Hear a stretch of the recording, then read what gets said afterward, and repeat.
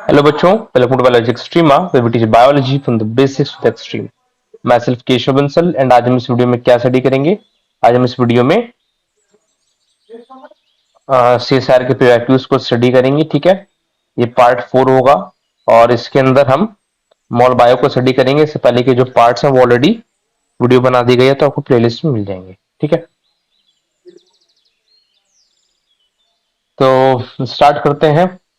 So, in an experiment on transposition in a eukaryotic system, an intron was cloned within a transposable element and allowed to transpose from a plasmid to a genomic DNA. The intron was found to be absent in transposable elements in its new location. तो ये question क्या कह रहा है, इस चीज को देखते हैं। सबसे पहले हमने कहा एक ट्रांसपोजिशन का एलिमेंट, एक ट्रांसपोजिशन एक्सपेरिमेंट किया और ट्रांसपोजिशन करने के बाद हमें ये नहीं पता कि वो ट्रांसपोजोन है फिर रेट्रो ट्रांसपोजोन है। इन्होंने कहा ट्रांसपोजेबल एलिमेंट है, तो स्पेसिफाई नहीं किया, तो इंपॉर्टेंट बात है। ठीक है, ट्रांसपोजिशन करने के बाद पहले क्या था, उसके अंदर इंट्रॉन प्रेजेंट था। ट्रांसपोजिशन करने के बाद जिस भी नई साइट पे किया, इनके अकॉर्डिंग पहले प्लाज्मिड से कहां पे किया, जीनोमिक डीएनए में। ठीक है, तो वहां पर इंट्रॉन क्या है बेटा, इंट्रॉन एब्सेंट है। अब इंट्रॉन एब्सेंट किस केस में हो सकता है, कब होता है इंट्रॉन एब्सेंट? ठीक है, क्योंकि हमें पता है ट्रांसपोजल एलिमेंट तो डीएनए होगा ही, तो पहले तो इंट्रॉन प्रेजेंट है उसके अंदर। ठीक है, इंट्रॉन कब रिमूव किया जाता है, जब एमआरएनए फॉर्म किया जाता है ना, मैच्योर एमआरएनए, तो स्प्लाइसिंग के टाइम पर फॉर्म रिमूव होता है। ठीक है, तब आरएनए इंटरमीडिएट किस ट्रांसपोजेबल एलिमेंट में फॉर्म होता है, आपको पता है, रेट्रो ट्रांसपोजन के अंदर फॉर्म होता है। ठीक है, तो इससे आपका आंसर निकल के आ जाता है। तो इसमें आंसर क्या है, क्वेश्चन नंबर ऑप्शन नंबर 4। ठीक है, अब देखो आप ये भी कह सकते हो, अब बिकॉज इसके अंदर बेस्ट पॉसिबल ऑप्शन चूज करना होता है कि अधिकतर रेट्रो ट्रांसपोजन जो है वो रेप्लिकेटिव मोड से, यानी कॉपी एंड पेस्ट मैकेनिज्म से ट्रांसपोज की जाते हैं। ठीक है, ठीक है, तो कुछ केस के अंदर अगर नहीं दिया था तो शायद ये भी हो सकता था। ठीक है, बट वही वाली बात है कि आपको बेस्ट पॉसिबल ऑप्शन चूज करना है।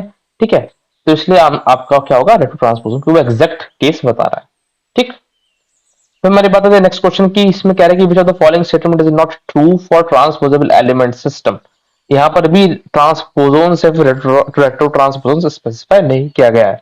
तो हाँ जी, इसके अंदर ऑटोनोमस और नॉन ऑटोनोमस एलिमेंट्स होते हैं। रेट्रो ट्रांसपोजोन के अंदर लाइंस होता है ऑटोनोमस, और साइंस नॉन ऑटोनोमस होता है। ट्रांसपोजोन्स के अंदर यूकैरियोट्स केस में बात करें, यूकैरियोट्स में स्पेशली ह्यूमंस में मिलती है, और एसी एंड डीसी एलिमेंट्स भी आपको मिल जाते हैं।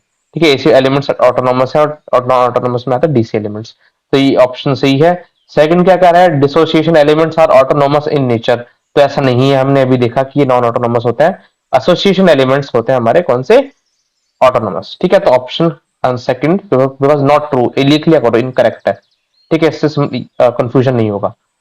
इनकरेक्ट है, तो इनकरेक्ट कौन सा होगा, सेकंड होगा इनकरेक्ट।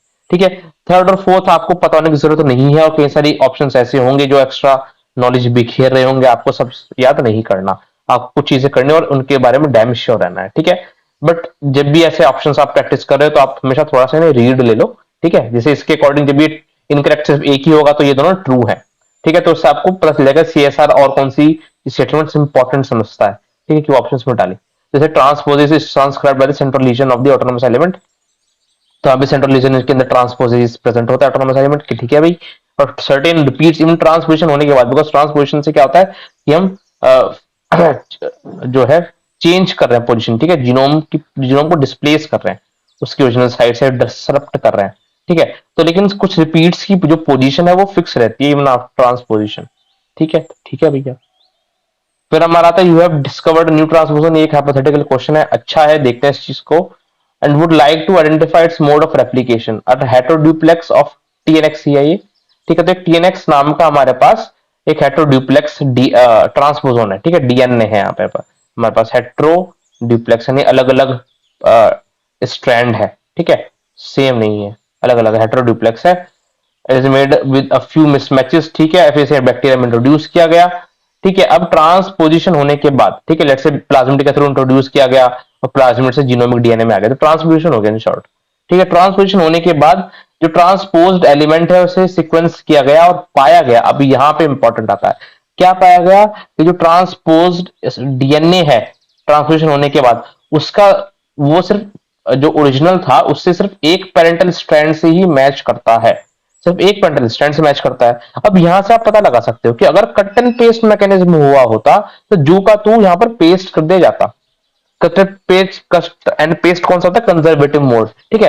तो कंजर्वेटिव मोड होता तो सिर्फ एक पेंटल स्ट्रैंड से दोनों से दोनों के एग्जैक्टली मैच करता, ठीक है। तो कंजर्वेटिव इसलिए नहीं हो सकता, ठीक है। सिर्फ एक से किस केस के अंदर कर सकता है, जब एमआरएनए फॉर्म किया गया हो, है ना, आरएनए इंटरमीडिएट फॉर्म किया गया हो तो एक ही टेम्पलेट होगा फिर, ठीक है। एक ही तो टेम्पलेट की तरह करेगा, बाकी दूसरा फिर कॉम्प्लीमेंट्री फॉर्म कर लिया जाएगा उसके अकॉर्डिंग, ठीक है।